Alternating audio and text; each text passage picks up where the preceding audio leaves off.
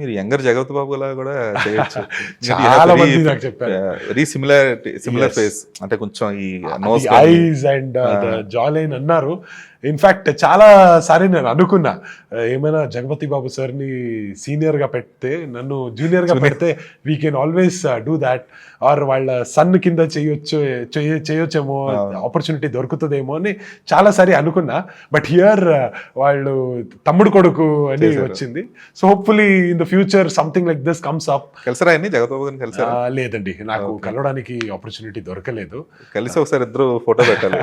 Sure ఒకసారి. అదే ఆ సిమిలారిటీస్ చాలా ఉంది అన్నట్టు చాలా మంది నాకు చెప్పారు.